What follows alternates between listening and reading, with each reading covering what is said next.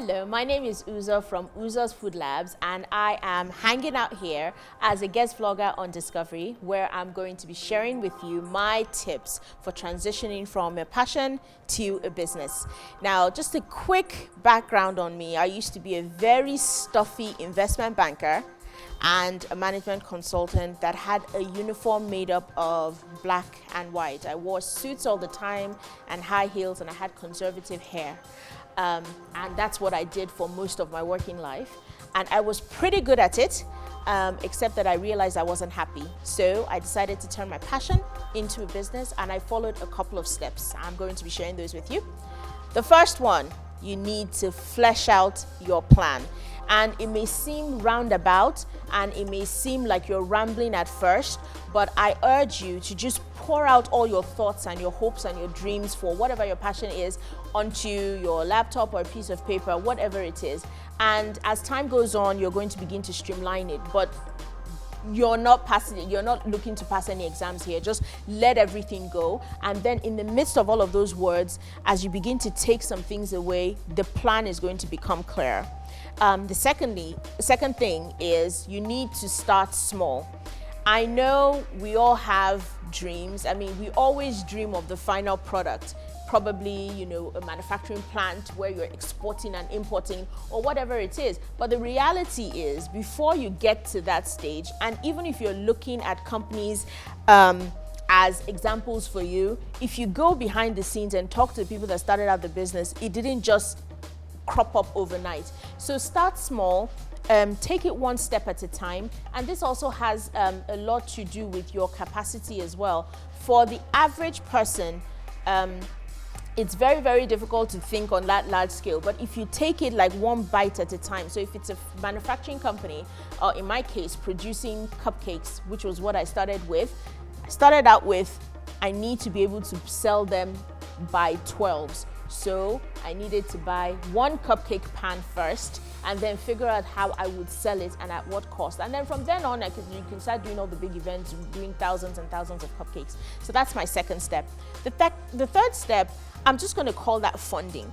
We have to be very realistic about what it really costs to start and run a business in this particular neck of the woods. You're going to be dealing with power issues, you're going to be dealing with staffing issues, you might even be dealing with where you're going to be sourcing your materials from. So I suggest that you don't go trying to get millions and millions of naira in loans in the beginning until you have actually started your business and you can see clearly what your income flow is and what your expenses are. That's the third thing. Now, I started out by going to a store in VI and I bought one cupcake pan that had 12 holes, and that's really what I started with. And of course I had my bowls and my mixers and things like that. And my first set of orders, I supplied them on trays until packaging ideas started coming through. But you have to grow and start out systematically using the available funds to you now. And let's be honest, even if you're looking at angel investors, people want to see what you've done first. They want to see that you are invested in your own business. You can't go and ask somebody for 1 million naira and then they ask you, what are you putting in? You say, my ideas. You're not going to get that money, I can tell you that. Now, the fourth thing is people. And when I say people, I mean we can't all do it ourselves. Do not be afraid to ask people that know about certain aspects of your business. So in my case, I was lucky because I had a background in everything from writing marketing plans and business plans for other people. I also could do finance and accounting, but not everybody is like me. And even if you have all of those skills, I realized that the moment it was my own thing, it was a little bit different than working for clients. So I relied on friends that were in law so that they could help me with all the legal issues with registration. I also had people in finance and accounting who were able to say, look, Uzo, you're saying you're spending 100 naira a month, but your 100 naira a month is not really 100 naira a month because you need to monetize your effort. You need to do, so you have to rely on other people to help you put structures and formalize your business. And then the final thing is have fun.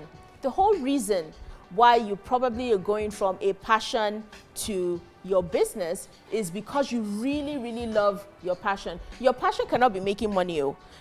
Your passion has to be something that when you wake up every day and you think, in my case, oh, 1,000 cupcakes or 6 cooking classes to teach today, I'm not going to say, oh my God, I just don't even want to get out of bed. Even when I'm tired, even when I've been on my feet all day, I'm so excited. I'm like, oh, what am I going to teach today? Or what creative things are we going to do for the clients in terms of their orders today? That's what keeps you going every day. And then the moment that you get that lockdown, once you're having fun, people will feel that vibe. So I'm communicating with clients and everybody's like, oh my God, the classes are so great. And suddenly it's like, she's so vivacious. She really loves what she does. You need to use her. You need to use her, and more business will come. But if you're like, oh, yes, no, okay, we'll take the order, you will be so amazed how people don't really understand what they're getting off of you, but the interpretation will be, I don't want to use her. Let's use another vendor. So those are my 5 easy steps, and I just say go for it. Now, turning your passion into a business, again, if your passion cannot convert to money, I say just let it remain a hobby. Just hang out and do your scrapbooking or your knitting or whatever it is. Derive pleasure from that. But if you want to really make this a plan B for yourself, then it has to be a hobby or a passion that can be monetized. So here are my quick 5 steps. You need to flesh out your plan or your idea. You need to start small. You have to consider your funding implications. You have to get the right people to help you out, and you need to have fun. Now, if you'd like to catch up with me, my name is Uzo from Uzo's Food Labs. My kitchen is my lab. You can check out my blog. It's uzosfoodlabs.blogspot.com. I'm at Facebook on Uzo's Food Labs. Twitter handle is Uzo's Food Labs. Instagram is Cupcake Couture Lagos. Somebody needs to figure out a passion that will turn into a business to make all of these social media handles come into one place. We would also love to hear from you as well. We know a lot about the interesting and common passions like baking and going into the entertainment industry. But if you've got any other quirky passions that you want to turn into business, we'd love to hear from you. Leave your comments down below, and don't forget to subscribe to the channel and like the episode as well. You can also diss me as well if you thought I talked too much. Until the next time, watch out for glory.